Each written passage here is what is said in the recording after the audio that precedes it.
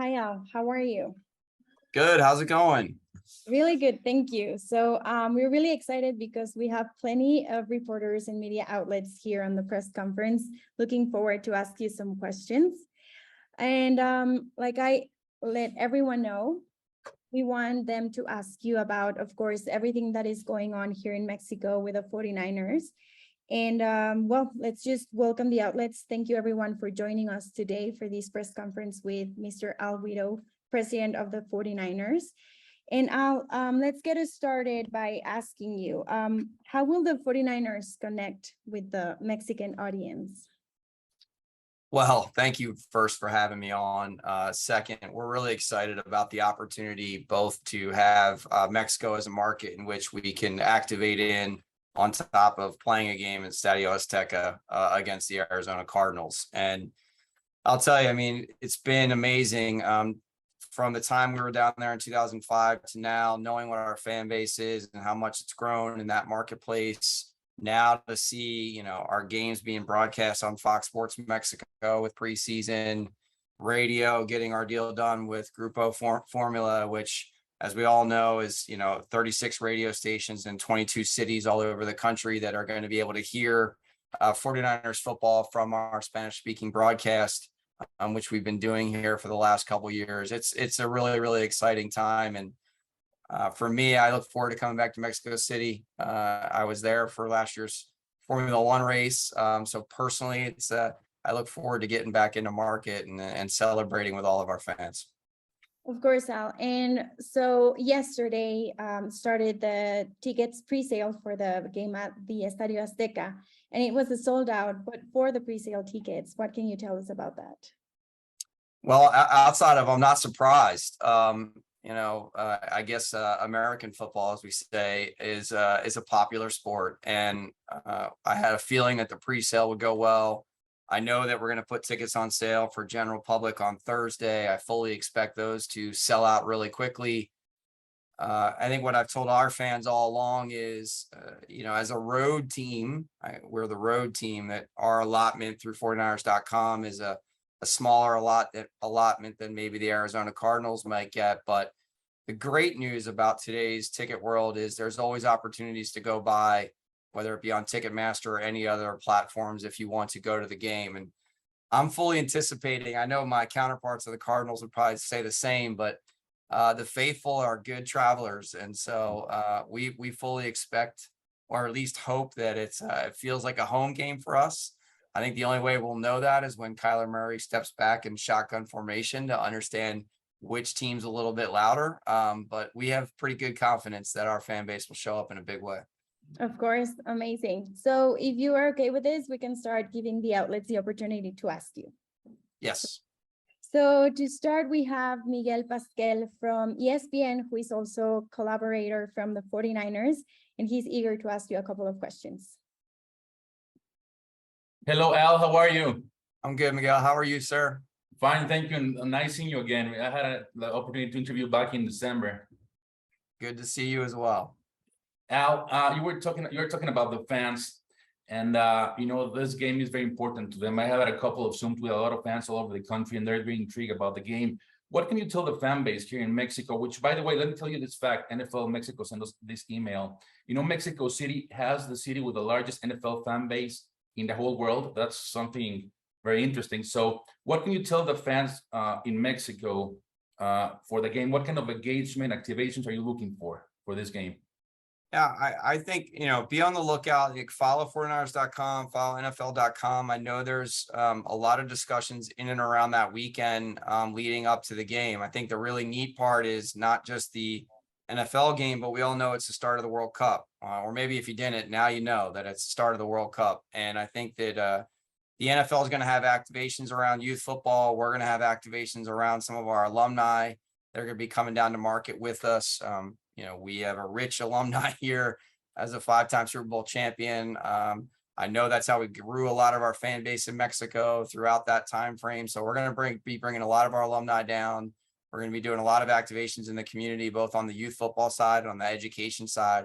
I mean, Miguel, as somebody that follows us, you probably know a little bit more about what we do in the foundation.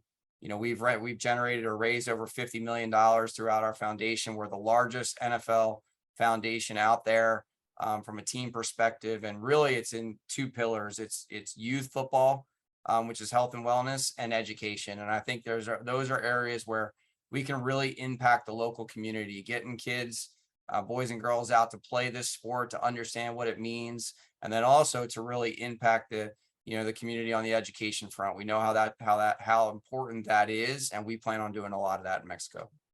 And Al, that's very interesting, and a lot of people are looking forward for it. And as you also know, we talked about in December about this. The 49ers granted marketing rights not only for this season but for the next 5 years. Can we expect kind of the same thing what you just mentioned for the next 5 years? Absolutely. The great news is we have a dedicated staff to this. We had a dedicated staff even before this from some of the content pieces that we were creating, but now we have a dedicated staff on the ground that's working to really activate the San Francisco 49ers in market. This was not just about the commercial aspects of the team. This is really about building the next generation of fans while appreciating the generation that we have, or the fans that we have today. And we're blessed to be a very popular team. I would argue we're probably the most popular, but I'm sure other teams will argue that too. Let's just say we're in the top of that funnel. And so I think it's a good opportunity for us to really grow roots. The game is one aspect of that. We know we won't play in Mexico every year. So the way that we're going to grow a fan base and to have them stay with us throughout is to make sure that we're activating on the ground. And that could be, again, through youth football camps. It can be through alumni. It can be through foundational elements around us donating back to the marketplace. It certainly can be about our corporate partners and how they're going to activate in the market. And I'm excited that we have a really good team to follow.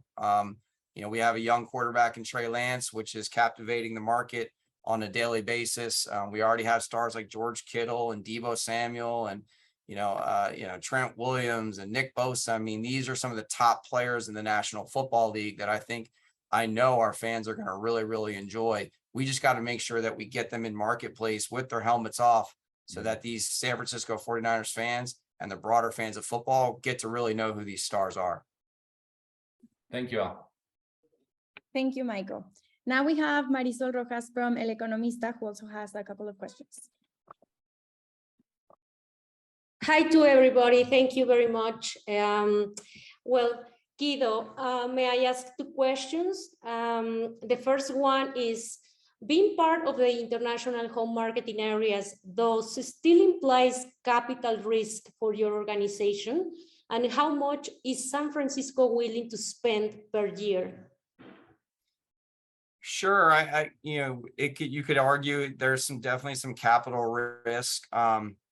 I think it's minimal. The part of, we knew going into this through our partners, both the 49ers and through Wasserman and team, that we had a large market there, meaning we had a lot of fans that were already following the San Francisco 49ers, whether they were coming to games at Levi Stadium or purchasing merchandise or listening to our content. We certainly knew that there was market demand for our product and or our brand. And so, yes, we are spending money. We are putting money behind these efforts. There's no question, whether that's human capital in the form of staff to activate on the ground, or whether that's in the form of dollars spent against activations, whether, again, on the youth side or foundation side. So for us, this is a long-term investment. We've always seen it that way. We're glad that the NFL allowed us where they granted us the home marketing rights for 5 years, because we do not think this is just a one-year thing. This is really about investing in the market over the next 5 years. And I would argue that we intend to keep this market forever. As long as the NFL allows us to have the market, we intend to keep it forever. And by doing that means that we need to spend money to make sure that all of our fans get access to us in the proper ways. Okay, my second point is, I heard in an interview you had in Bloomberg where you explained about the importance of not having traditional revenues in the organization, such as ticketing, sponsorships, and to expand to a fitness center or to a restaurant chain. What plans like this you have in Mexico? Well, I don't want to give away some of our plans because there's other teams that have home marketing rights to Mexico, but your question is accurate in the sense that the 49ers over the last, really since opening Levi's Stadium, have always thought about, there's, two ways in the revenue bucket, so to say, if you want to simplify it. There's what we can do within our home stadium. And I always think, like, we have 10 million fans around the globe, and only 700,000 of them get to see a game in person at Levi's Stadium.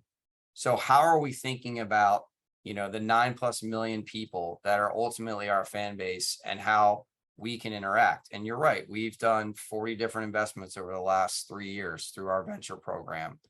We've expanded our footprint and bought other professional sports teams in other markets. And so, listen, I think that you could foresee us down the road.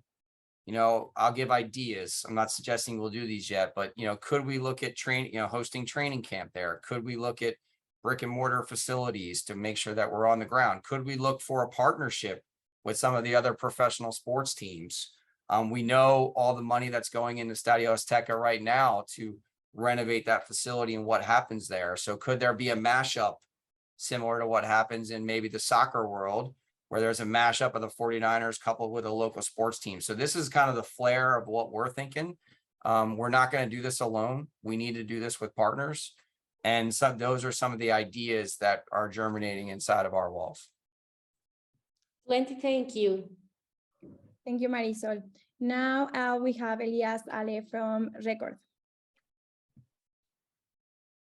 Hi, Al. Thank you very much for your time. This is Elias Hale for Diario Record. First of all, thank you for your time. And as you know, there are not many Mexican players in the NFL, and the 49ers are lucky enough to have one currently on their practice squad. How important is it for the 49ers to have Alfredo Gutierrez with the upcoming game here in Mexico? I think super important. I mean, you're right. I think part of this is we need, there's an opportunity down the road.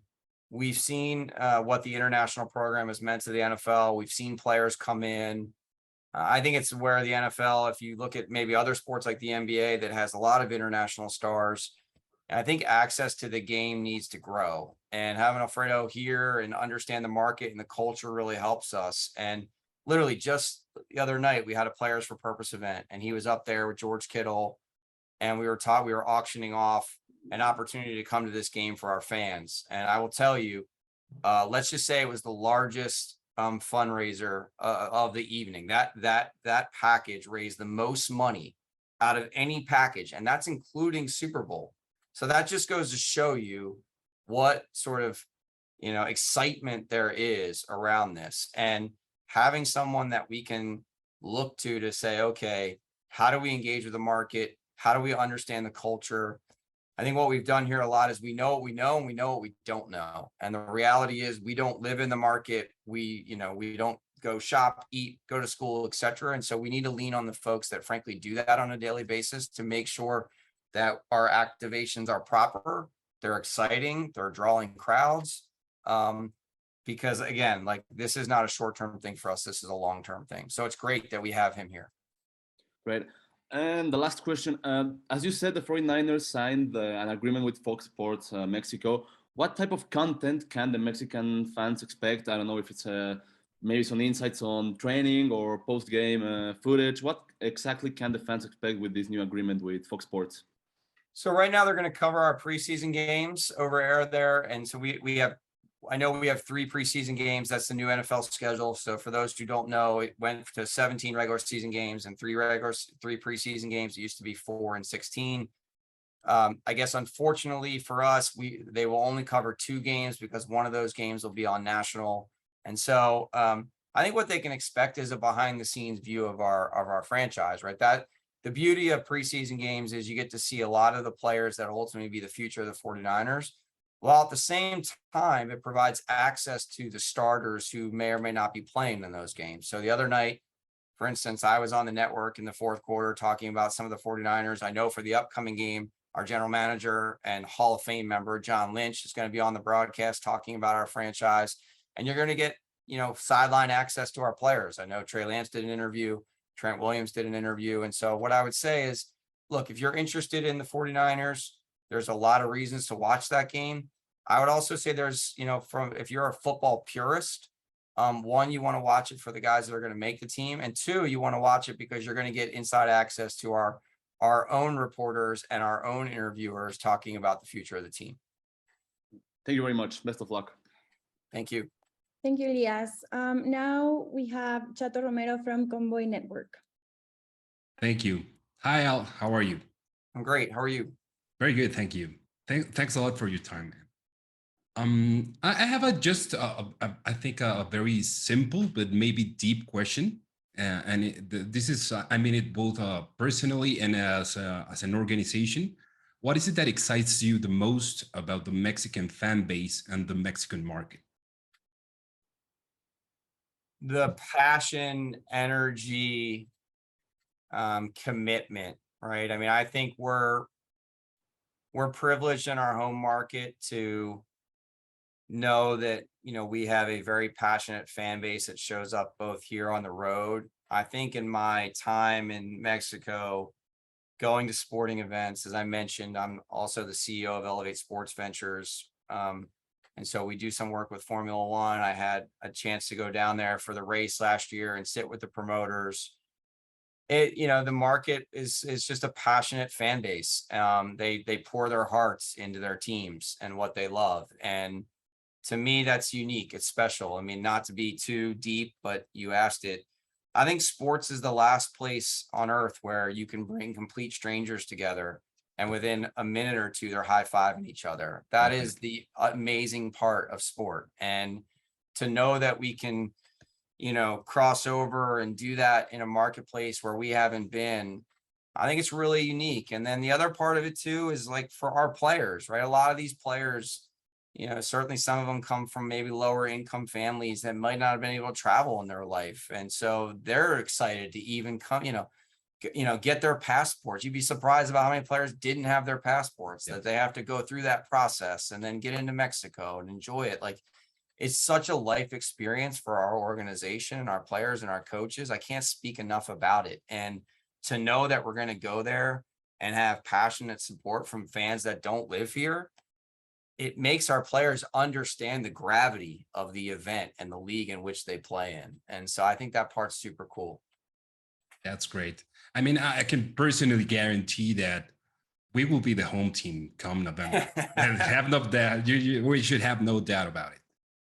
Well, I believe you're right. And that's why I keep telling all of our fans is, even when the pre-sale sells out, like for us last year, for those who followed us, I mean, to go on the road in Los Angeles and to have that crowd in the last game of the regular season, where I know the Rams tried to not sell to 49ers fans with zip codes. And ultimately, I think if you were watching that game, it felt like a home game. And then we turn around and go to Dallas on the road in the playoffs, the same thing. Green Bay, the same thing. And then, yes, we come up short in the NFC Championship game, but I was proud of our fan base. I mean, I think right now we have the #1 fan base in the NFL as it relates to traveling to away stadiums. And so I hope, like you said, the hard part is we're playing a team that also wears some form of red. So that is the challenge. It always shows up as red. So you're only going to know it by the noise at this point, because my assumption is both fan bases will be in red. Yes, but the noise will tell the real story. The noise will tell it right away, for sure. Yes. Thank you very much, Al. Thank you, Chato.